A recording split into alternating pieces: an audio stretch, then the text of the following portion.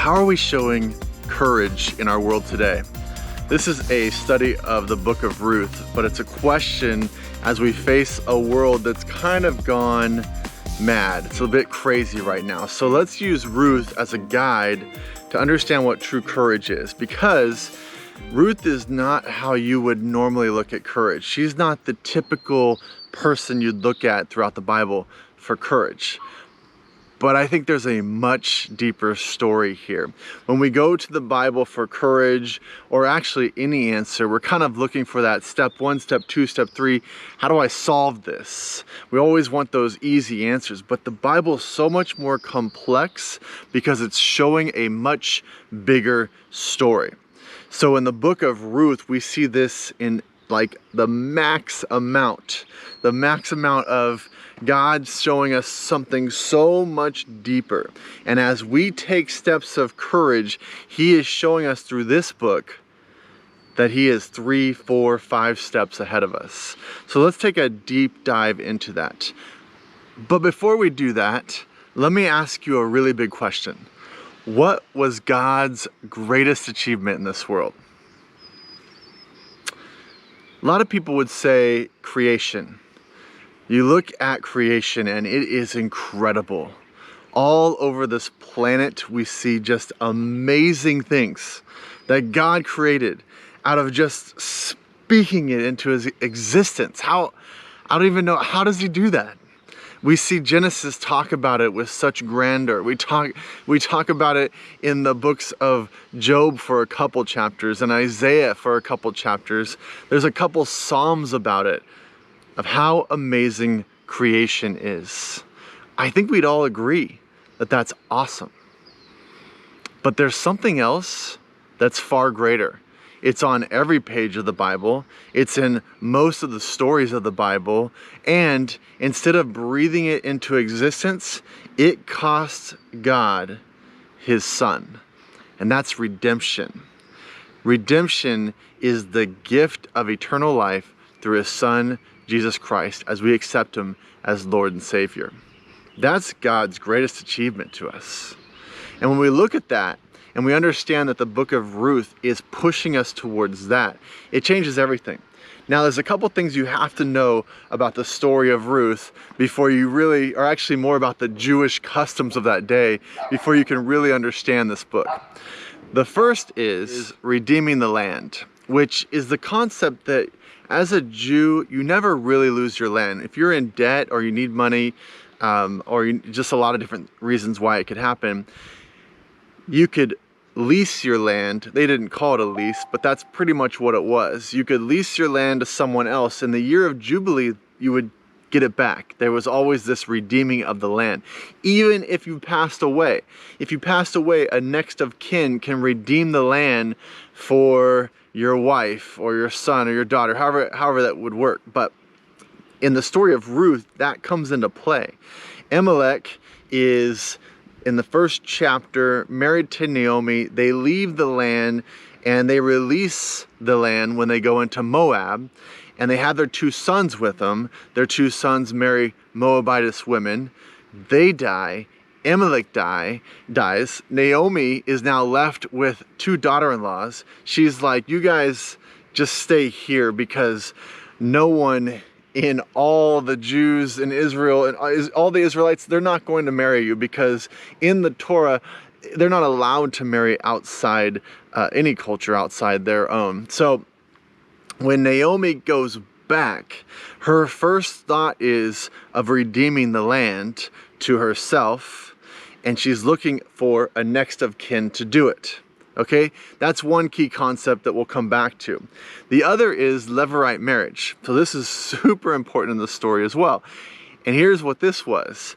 Whenever you had a widow that the husband had passed away and there was no son or daughter, or really, no, it would just be the son, to take that line and continue it, again, you could go to a next of kin as a widow and ask them to continue the line of her husband so that his name continues on. Kind of strange concept when you think about what's happening there. And they didn't have to do it. There was 3 things that had to happen. One, you had to be next of kin. You had to be closely related. Number two, you had to be able to perform. The whole concept was to have a child so the line, the name would continue. And number three, you had to be willing. You didn't have to do it. In fact, if you didn't want to do it, you'd give them your shoe. I'm pretending like I'm just took off my shoe, but I didn't. But you had to give them your shoe, and it was an act of shame on your part because you didn't do your part to continue the line for this widow. Okay, now where do these come into play? Let's go back to the story of Ruth. Naomi, her husband dies, her two sons die. She tells her stepdaughters, you guys just stay here, no one's gonna marry you, you don't know anything about the Jewish culture, don't bother coming with me. And Naomi's gonna go back and she's going to do the things I said.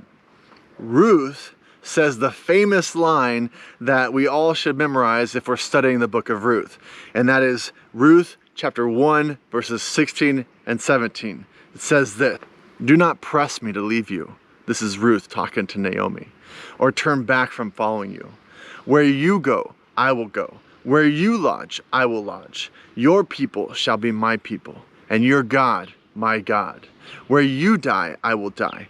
There I will be buried. May the Lord do thus and so to me, and more as well, if even death parts me from you. Talk about courage.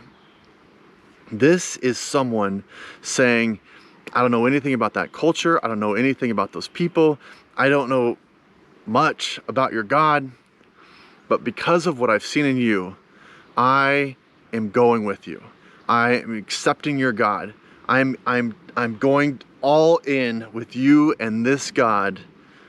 That's courage. And it's a different type of courage. It's a courage that says, I don't know the future. The world is gone crazy. There's political unrest. There's this crazy virus, all this stuff. But God, I'm going all in with you.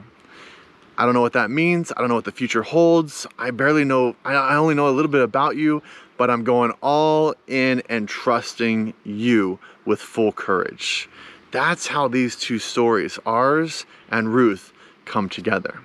Now here's what happens, and this is what I want you to see, how God takes care of those who have courage. This is what happens. They go back. It's Ruth and Naomi. Ruth randomly is in this field. And as she's in this field, there's another Jewish concept, and it's called gleaning. And gleaning is the welfare program of this day. Gleaning is they would leave the corners of their field as they're harvesting, and you could take a little bit from those corners, or they would leave a little bit as they were harvesting behind, and you could come take that harvest, whatever was left, use it for your own food purposes. So Ruth is out doing this, and she happens to be in a field by the man named Boaz. This is a wealthy landowner. He is a well-respected landowner of this area. Now, when Naomi realizes that Ruth happened upon Boaz's field, she understands that's a kinsman redeemer. That's someone that can come in and take the land back that Amalek left behind, and also be someone who can marry Ruth, her son's wife, because they didn't have kids, be the kinsman redeemer so that the line continues for her son. But remember, she is a Moabite woman. No man is going to, if they're good in any way of following the Torah, take this Moabite woman. But Boaz does. Why? Why is Boaz the one guy in all of the Israelite people willing to do this? The answer is actually all the way back in Joshua chapter 2. In Joshua chapter 2, they send these two spies into Jericho. Why? Why would they send two spies? Remember, in Jericho chapter 6, not Jericho, in Joshua chapter 6, the game plan is, okay, march around Jericho once a day for 7 days, and on the 7th day, march it around 7 times, blow a bunch of trumpets and stuff, and all the walls will fall down. Then go in and kill everybody. That's the game plan. What were the spies for? Okay, I'm gonna send 2 spies ahead of time to make sure the walls will fall down if we blow trumpets. I mean, that's just ridiculous, right? And they're terrible spies. Immediately they go in and they're running for their life. They're the worst spies in all of history. And a prostitute by the name of Rahab hides them. Everyone's at the door going, hey, send out those 2 guys. So they're not even good at that part. But Rahab gets them out the window and they get away. Then in Joshua chapter 6, verse 25, it literally says, okay, when you annihilate everybody, the walls fall down, take Rahab and her family with you because she hid the spies. And they do that. And Rahab's the only outsider and her family that gets to go with the Israelites, and they love her. They're blessed and they're taken care of, and they're just considered part of the Israelite people. Why? What was the point of that?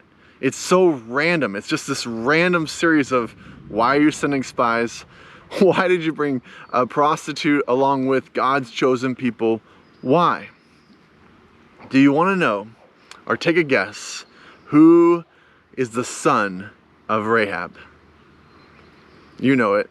It's Boaz, the one guy who happens to be an outsider, but an insider. Someone that wouldn't mind taking an outsider as a wife, but also is so well respected. He's at the gate. The gate is like City Hall. He is a wealthy landowner. He has respect among the people. He is honored as one of the Israelite people. And he sees Ruth, and it doesn't bother him at all to take her as his wife. Now that's a beautiful love story, but it's so much deeper when you think about what God did there. See, what God did there, well, let me just present it in a different way. Do you think that maybe God thought 20, 30 years in advance of a young, courageous woman who her courageous act was, I don't know what's going to happen. I don't know that culture. I know I won't be accepted. I know I will never have a husband again. But because of what I see in you, I want this God. And I'm going to have the courage to trust you. I'm going to look at the year ahead and say, I'd rather be with God. I'd rather follow God and have courage and trust that you're going to take care of my future than to stay where it's comfortable and easy and everybody knows me and I'd probably be just fine. I'm going to take this leap of faith, this courage step, and trust in your God. Do you think that maybe God knew that ahead of time? And so 20, 30 years in advance, he has this elaborate plan with spies and walls falling down and a prostitute where he is strategically preparing the perfect man that will be able to take this young, courageous woman as his wife. And the line will continue. The line of David goes through there. The line of Jesus goes through there. That is what happens when we take steps of courage in this life. If we can trust that God's 20, 30 years working in our favor, in our advancement, that he knows the steps of courage we'll take today, so he's preparing in advance to take care of us. Take this encouragement today. The story of Ruth in Hosea is told as a story for the future for you and I. When they talk about Boaz, the kinsman redeemer, God in Hosea says, I am the kinsman redeemer for you. You're a foreigner on foreign land.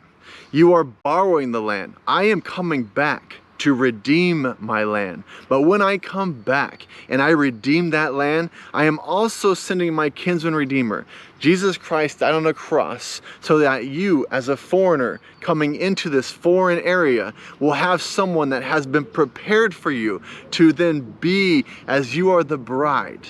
And I am coming back as the kinsman redeemer, and then you will have a permanent place in my kingdom, because I have thought thousands of years in advance about you and about your courage to trust me and to follow me and to accept me and the plan and the courage and whatever it is I have for you in the future.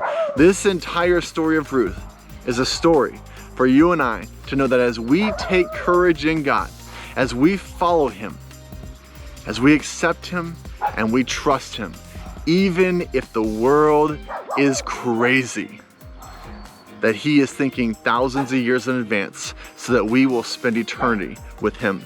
And that he is taking care of next year and the year after. 2020 wasn't a surprise to him. All this craziness wasn't a surprise to him. He's thousands of years ahead of us. So take courage today and follow him.